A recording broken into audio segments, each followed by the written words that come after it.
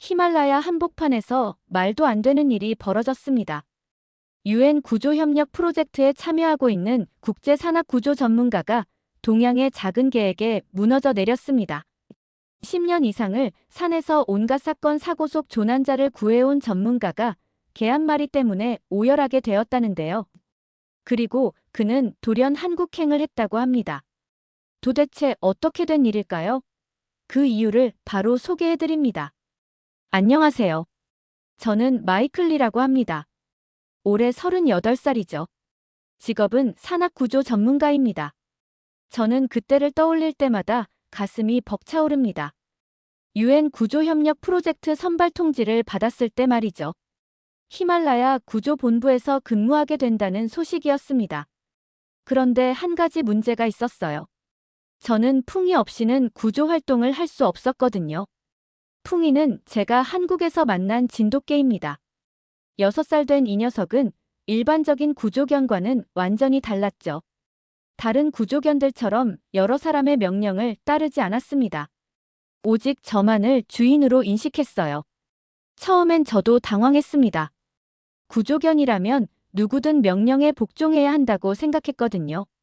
하지만 풍이와 함께 몇 번의 구조 작업을 해보니 깨달았습니다. 풍이는 훈련된 복종이 아니라 본능과 감정으로 움직인다는 걸 말이죠. 제가 위험에 처하면 누가 시키지 않아도 달려왔고 생존자의 냄새를 맡으면 저보다 먼저 찾아갔습니다. 히말라야 본부에 도착했을 때 분위기가 심상치 않았어요. 현지 직원들이 풍이를 보며 수군거렸습니다. 셰퍼드나 레브라도 같은 전형적인 구조견이 아니라는 거였죠. 게다가 동양에서 온 개라는 편견도 있었습니다. 구조대장 잭슨 브라운이 저를 불렀습니다. 중년의 이 남자는 권위적인 태도로 말했어요. 풍이가 다른 구조견들과 어울리지 못한다는 이유로 팀워크에 문제가 될 것이라고 했습니다. 그의 셰퍼드 렉스와 비교하며 풍이의 자립적인 성격을 문제 삼았죠. 린치 소장이 풍이의 능력을 테스트해보자고 제안했습니다. 다른 구조견들과 함께 모의 구조 훈련을 시켜보겠다는 거였어요. 저는 조금 긴장했지만 확신이 있었습니다. 풍이는 제가 말하지 않아도 제 마음을 읽고 움직이는 개였거든요. 테스트 당일, 풍이는 다른 개들과 전혀 다른 방식으로 행동했습니다. 명령을 기다리지 않고 스스로 판단해서 움직였어요. 생존자 역할을 한 직원을 찾는 속도도 다른 개들보다 빨랐습니다. 하지만 잭슨은 여전히 못마땅해했죠. 저는 그때 확신에 차서 말했습니다. 이 개는 내가 말하지 않아도 움직입니다. 대신 나를 믿어야 하죠. 풍이는 제 옆에서 조용히 앉아 있었지만 그 눈빛만으로도 저는 알 수 있었습니다. 이 녀석이 얼마나 똑똑하고 충성스러운지 말이에요. 베이스 캠프에 도착한 첫날부터 풍이는 다른 구조견들과 완전히 다른 모습을 보였습니다. 다른 개들이 아무 곳에나 배변하는 것과 달리 풍이는 제가 정해준 특정 장소에서만 용변을 봤어요. 처음에는 저도 이상하다고 생각했죠. 더 놀라운 건 간식에 대한 태도였습니다. 다른 구조견들은 누가 주든 상관없이 간식을 받아 먹었어요. 하지만 풍이는 달랐죠. 린치 소장이 친근하게 간식을 내밀어도 고개를 돌렸습니다. 심지어 잭슨 대장이 직접 건네는 간식도 거부했어요. 오직 제 손에서만 음식을 받아 먹었죠. 명령에 대한 반응도 마찬가지였습니다. 다른 대원들이 앉아라, 기다려라 같은 기본 명령을 내려도 풍이는 꿈쩍도 안 했어요. 제가 혹시 몰라 한국말을 검색해 한국어로 앉아라고 하거나 눈빛만 보내도 즉시 반응했지만 말입니다. 이런 모습 때문에 다른 대원들은 풍이를 문제가 있는 개라고 여겼죠. 가장 충격적인 사건은 사흘째 되던 날 일어났습니다. 신참 대원 하나가 풍이의 잠자리 근처로 다가갔어요. 그냥 지나가려던 것뿐이었죠. 그런데 풍이가 갑자기 낮게 으르렁거리기 시작했습니다. 목덜미에 털이 곤두서면서 경고음을 냈어요. 그 대원은 깜짝 놀라서 뒤로 물러났습니다. 다른 대원들도 당황했죠. 구조견이 사람에게 으르렁거린다는 게 말이 안 되거든요. 잭슨 대장은 즉시 달려와서 풍이를 나무랐어요. 하지만 풍이는 계속 그 자리를 지키고 있었습니다. 저는 그때 깨달았습니다. 풍이에게는 명확한 영역 개념이 있다는 것을요.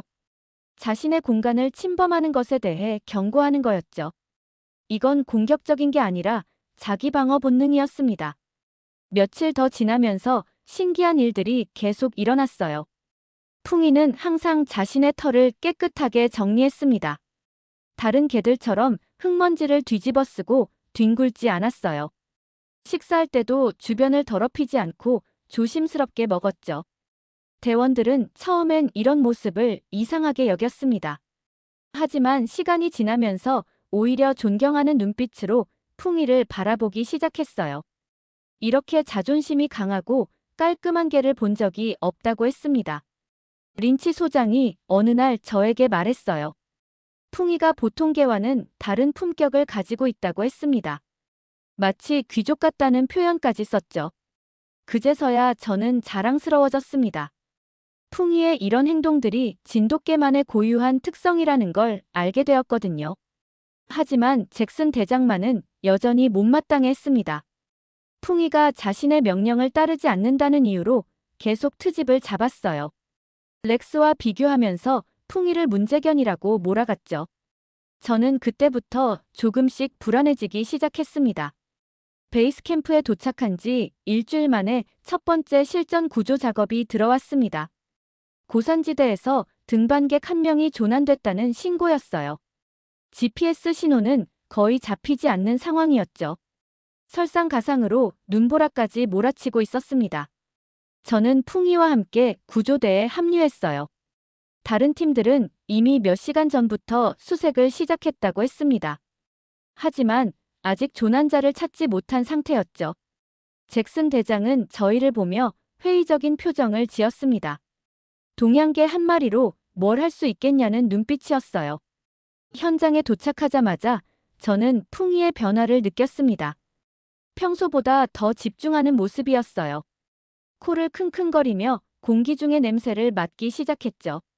저는 풍이를 믿고 따라가기로 했습니다. 눈보라 때문에 시야는 거의 제로에 가까웠어요. 손앞도 제대로 보이지 않을 정도였습니다. 다른 구조견들은 이미 지쳐서 제자리를 맴돌고 있었죠. 하지만 풍이는 달랐습니다. 풍이는 제 눈빛을 계속 살폈어요.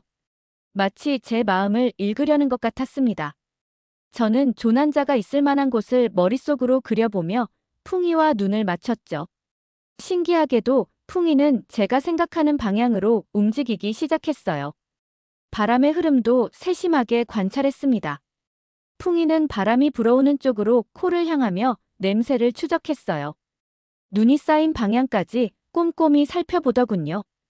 이런 모습을 본 적이 없었기 때문에 저도 놀랐습니다. 몇 분이 지났을까요? 풍이가 갑자기 한 지점에서 멈춰 섰어요. 다른 구조견들이 이미 지나간 곳이었습니다.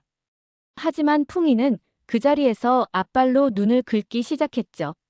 처음에는 이상하다고 생각했어요. 다른 개들이 이미 확인한 곳이니까요. 하지만 풍이는 계속해서 눈을 파냈습니다. 점점 깊이 들어갈수록 저도 긴장하기 시작했죠. 그때였습니다. 눈 속에서 무언가 검은 것이 보였어요. 등반객의 배낭이었습니다. 저는 급히 다른 구조대원들을 불렀죠. 모두가 달려와서 함께 눈을 치우기 시작했어요. 조난자는 의식을 잃은 채로 눈 속에 묻혀 있었습니다. 다행히 숨은 붙어 있었어요. 체온이 많이 떨어진 상태였지만 생명에는 지장이 없었습니다. 만약 조금만 더 늦었다면 정말 위험했을 거예요. 구조대원들은 입을 다물지 못했습니다. 다른 구조견들이 놓친 것을 풍이가 찾아낸 거니까요. 특히 잭슨 대장의 렉스도 그 근처를 지나갔었는데 전혀 반응이 없었거든요. 린치 소장이 저에게 다가와서 말했어요. 풍이가 정말 대단한 개라고 했습니다. 어떻게 다른 개들이 놓친 걸 찾을 수 있었는지 신기하다고도 했죠. 저는 그때 처음으로 자랑스러움을 느꼈습니다. 그날 이후 구조대 분위기가 완전히 바뀌었어요. 풍이를 보는 시선이 달라졌습니다. 이상한 개라고 여겼던 대원들도 이제는 존경하는 눈빛으로 바라봤죠. 풍이에 대한 신뢰가 급격히 높아진 거예요. 풍이의 첫 번째 구조 성공 이후 베이스 캠프 분위기가 완전히 바뀌었습니다. 대원들은 풍이를 보며 감탄했죠.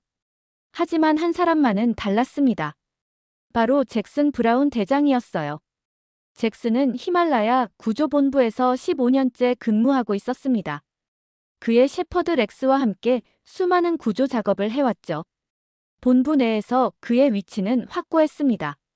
그런데 갑자기 나타난 동양인과 진돗개가 자신의 자리를 위협하고 있었어요. 저는 잭슨의 표정 변화를 눈치챘습니다. 처음엔 단순한 질투라고 생각했어요. 하지만 시간이 지날수록 그의 태도가 점점 노골적으로 변해갔습니다. 풍이의 성과를 인정하지 않으려 했죠. 하지만 단순한 개에게 왜 그런 경계심을 부렸는지 그때 당시에는 몰랐습니다. 나중에 밝혀졌지만 말이죠. 며칠 후 두 번째 구조 작업이 있었습니다. 이번에도 풍이는 놀라운 능력을 보여줬어요. 다른 구조견들이 찾지 못한 조난자를 또다시 발견했습니다. 대원들은 박수를 치며 풍이를 칭찬했죠. 하지만 잭슨의 얼굴은 점점 어두워졌습니다. 그때부터 잭슨은 이상한 말들을 퍼뜨리기 시작했어요. 풍이가 제멋대로인 야생견이라고 했습니다. 훈련받지 않은 개가 위험하다고 주장했죠. 심지어 풍이의 성공이 우연이라고 말하기도 했습니다. 저는 이런 말들을 들으며 답답했습니다. 풍이는 그 어떤 구조견보다 뛰어났거든요. 하지만 잭슨은 계속해서 풍이를 깎아내렸습니다. 다른 대원들 앞에서도 노골적으로 비난했어요. 상황은 더욱 나빠졌습니다. 잭슨은 저의 구조 권한을 서서히 제한하기 시작했어요. 중요한 작업에서 풍이를 배제하려 했습니다. 다른 팀과의 협력 작업에서도 저희를 빼놓았죠. 저는 그때 이상한 점을 발견했습니다. 잭슨이 장비 관리에 지나치게 신경 쓰는 것 같았어요. 특히 새로운 구조 장비들의 수량을 정확히 파악하지 못하게 했습니다. 보고서 작성할 때도 은밀하게 수정하는 모습을 봤죠. 하지만 풍이는 잭슨의 방해에도 불구하고 계속해서 성과를 냈습니다. 세 번째, 네 번째 구조 작업에서도 놀라운 실력을 보여줬어요. 렉스와 비교해도 압도적으로 뛰어났습니다. 이런 상황이 잭슨의 자존심을 더욱 상하게 했죠. 잭슨의 얼굴은 날이 갈수록 일그러져 갔습니다. 자신이 오랫동안 쌓아온 명성이 무너지는 것 같았어요. 특히 다른 대원들이 풍이를 칭찬할 때마다 그의 표정이 험악해졌습니다. 저는 그때 깨달았습니다. 잭슨의 질투가 단순한 감정이 아니라는 걸 말이에요. 뭔가 더 깊은 이유가 있는 것 같았습니다.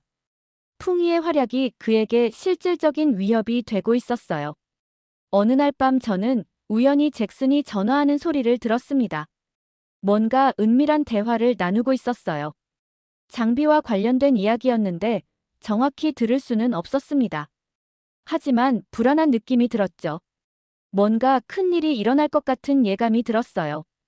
그날 아침 잭슨이 저를 불렀습니다. 긴급 구조 요청이 들어왔다고 했어요. GPS 좌표도 정확히 알려주며 즉시 출동하라고 지시했죠. 저는 그때 아무 의심 없이 풍이와 함께 현장으로 향했습니다. 하지만 지금 생각해보니 이상한 점들이 많았어요. 평소 잭슨은 저희 팀에게 중요한 임무를 맡기지 않았거든요. 그런데 갑자기 단독 출동을 지시한 게 어색했습니다. 무전기로 전달받은 조난자 정보도 뭔가 애매했고요. 현장에 도착하자마자 풍이의 행동이 달라졌습니다. 평소와 다르게 불안해하더군요. 꼬리가 내려가 있었고 귀도 뒤로 젖혀져 있었어요. 몇 걸음 걷다가 멈춰서서 저를 뚫어지게 바라봤습니다. 풍이의 눈빛이 심상치 않았어요. 마치 위험을 경고하는 것 같았습니다. 저는 그 순간 풍이의 본능을 믿기로 했죠. 주변을 자세히 살펴보기 시작했습니다. 산의 경사가 너무 가팔랐어요. 눈이 불안정하게 쌓여 있는 것도 보였습니다.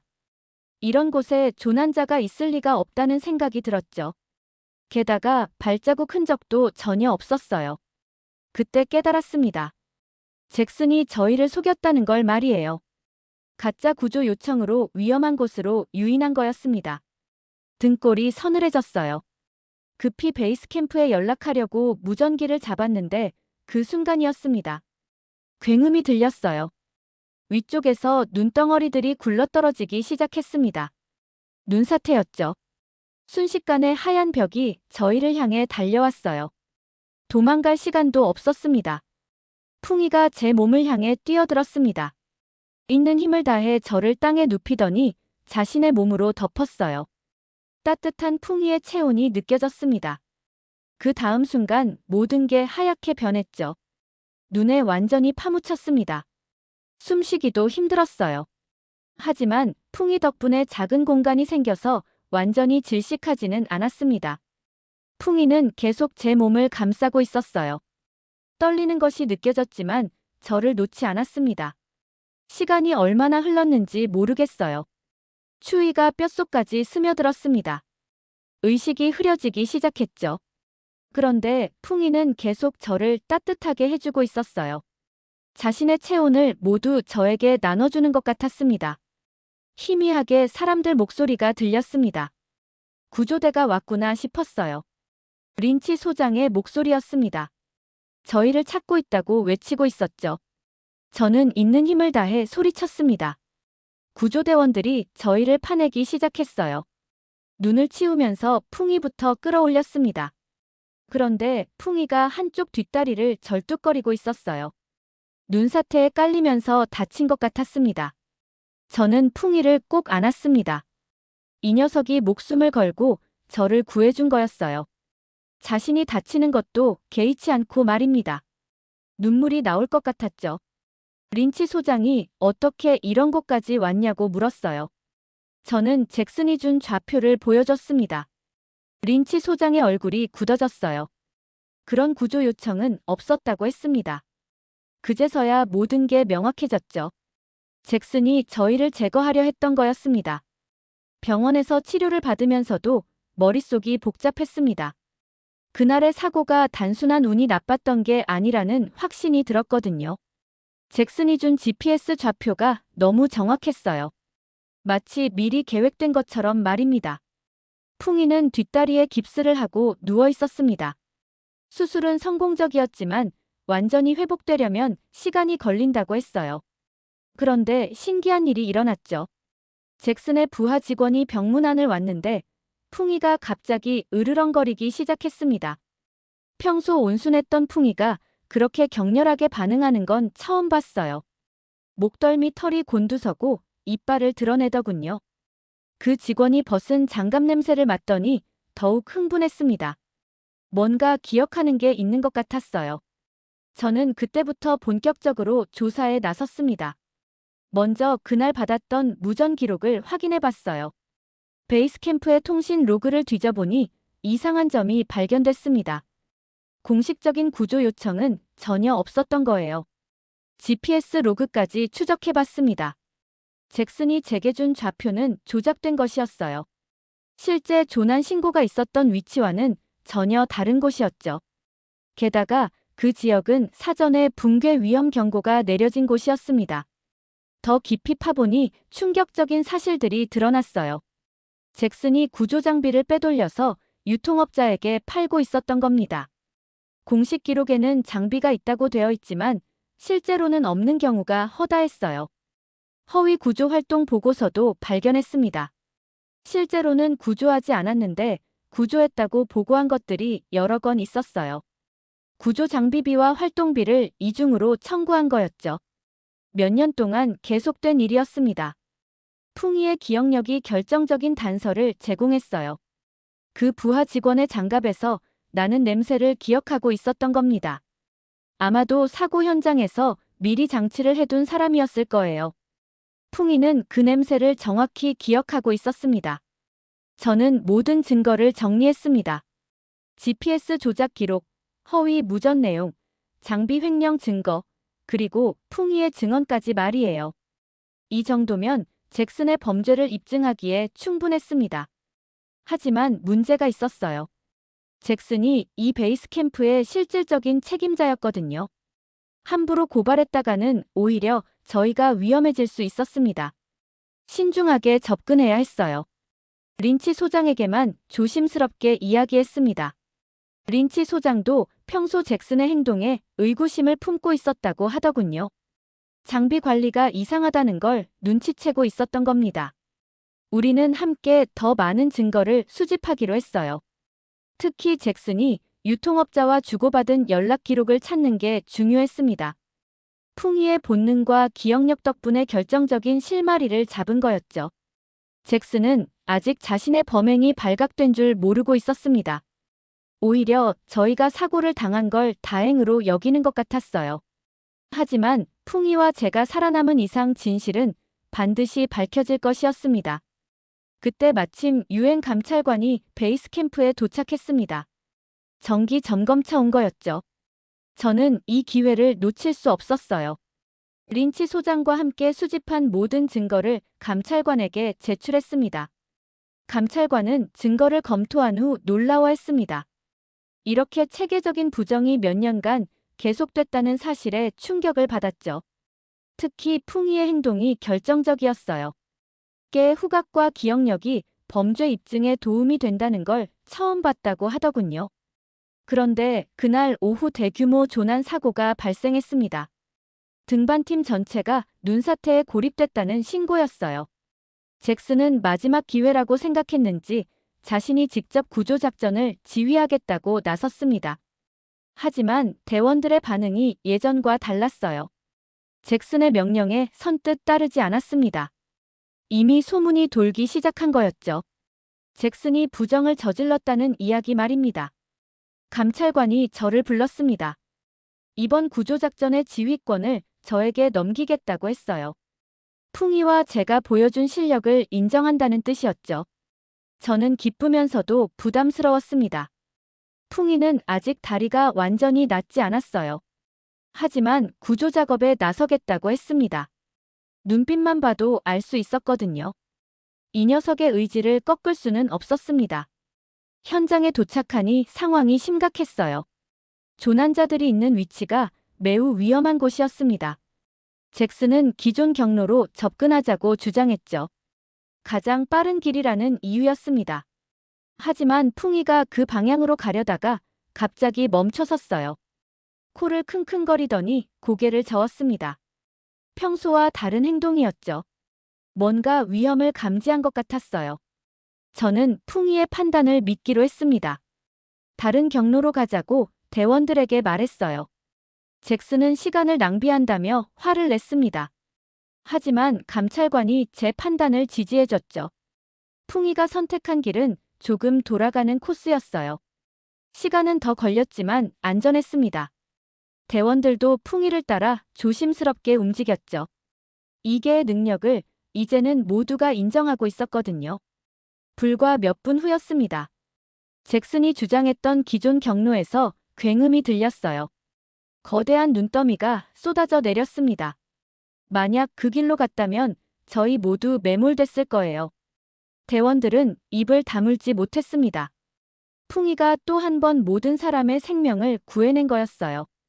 수십 명이 목숨을 잃을 뻔한 상황이었죠. 저는 풍이를 쓰다듬으며 고마워했습니다.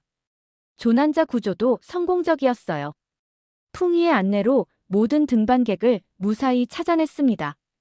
다리가 아픈데도 끝까지 임무를 완수한 거였죠. 대원들은 풍이에게 박수를 보냈습니다. 잭슨의 얼굴은 완전히 굳어 있었어요. 자신의 판단이 틀렸다는 게 만천하에 드러난 거니까요. 더 이상 변명할 여지도 없었습니다. 바로 그때 감찰관이 잭슨에게 다가갔습니다. 체포영장을 보여주며 구속한다고 선언했어요. 장비 횡령과 허위 보고, 그리고 살인 미수 혐의까지 말입니다. 잭슨은 아무 말도 하지 못하고 끌려갔죠. 잭슨이 체포된 후 며칠 지나지 않아 놀라운 일이 일어났습니다. 세계 각국의 언론들이 풍이의 이야기에 관심을 보이기 시작한 거죠. 처음엔 작은 기사로 시작됐어요. 하지만 점점 더 큰 화제가 되어갔습니다. CNN에서 특별 다큐멘터리를 제작한다고 연락이 왔어요. 한국의 진돗개가 히말라야에서 보여준 놀라운 능력을 전 세계에 알리고 싶다는 거였습니다. 저는 처음엔 망설였죠. 풍이가 유명해지는 걸 원하지 않았거든요. 하지만 다큐멘터리 감독이 제게 말했습니다. 풍이의 이야기가 많은 사람들에게 감동을 줄 거라고 했어요. 특히 동물과 인간의 진정한 유대가 무엇인지 보여줄 수 있다고 했습니다. 그 말을 듣고 마음이 움직였죠. 촬영이 시작됐습니다. 풍이는 카메라 앞에서도 전혀 긴장하지 않았어요. 오히려 당당한 모습이었죠. 제가 부르면 즉시 달려와서 제 옆에 앉았습니다. 그 모습만 봐도 우리의 특별한 관계를 알 수 있었어요. 감독이 풍이의 행동을 관찰하며 감탄했습니다. 명령을 기다리지 않고 스스로 판단해서 움직이는 모습에 놀라워했어요. 다른 구조견들과는 완전히 다른 방식이라고 했죠. 다큐멘터리가 방영되자 전 세계가 들썩였습니다. CNN 기자가 이렇게 말했어요. 이 개는 명령을 따른 게 아니라 주인의 마음을 읽었다고 했습니다. 진돗개의 지능과 충성심이 이렇게 뛰어날 줄 몰랐다고도 했어요. 반응은 상상을 초월했습니다. 유럽과 미국의 구조대에서 진돗개 도입 문의가 쏟아졌어요. 한국의 진돗개가 세계 구조견 도입 요청 1순위로 떠오른 거였습니다. 정말 믿기 어려운 일이었죠. 한국 정부에서도 연락이 왔습니다. 진돗개의 우수성이 전 세계에 알려진 만큼 보호 및 세계화 프로젝트를 시작한다고 했어요. 풍이가 한국의 자랑스러운 문화재가 된 셈이었습니다. 각종 상도 받았어요. 국제구조견협회에서 공로상을 주었고 한국 정부에서는 문화훈장까지 수여했습니다. 풍이는 이런 화려한 행사에서도 의젓했어요. 마치 자신이 무엇을 했는지 아는 것 같았죠. 몇 년이 흐른 후 저희는 은퇴를 결정했습니다. 풍이도 나이가 들었고 저도 편안한 노후를 보내고 싶었거든요. 미국 몬태나 주의 조용한 산기슭에 작은 오두막을 지었어요. 그곳에서의 생활은 정말 평화로웠습니다. 아침에 일어나면 풍이와 함께 산책을 했어요. 저녁에는 벽난로 앞에서 풍이를 쓰다듬으며 옛 추억을 떠올렸죠. 히말라야에서의 험난했던 시간들이 이제는 소중한 기억이 되었습니다. 마을 사람들은 저희 집을 풍이의 집이라고 불렀어요. 가끔 관광객들이 풍이를 보러 찾아오기도 했습니다. 저는 그들에게 풍이와의 이야기를 들려줬죠. 모든 사람들이 감동했습니다. 지금도 풍이는 제 곁에 있어요. 비록 예전만큼 활발하지는 않지만 여전히 저만을 바라봅니다. 그 눈빛만 봐도 알 수 있어요. 이 녀석이 얼마나 저를 사랑하는지 말이죠. 풍이와 함께한 모든 순간들이 제 인생 최고의 선물이었습니다. 네, 이렇게 모든 사연을 들어봤습니다. 오늘 영상이 마음에 드셨다면 구독과 좋아요는 저희에게 큰 힘이 됩니다. 다음 영상에서 또 만나요. 지금까지 감동의 대한민국이었습니다.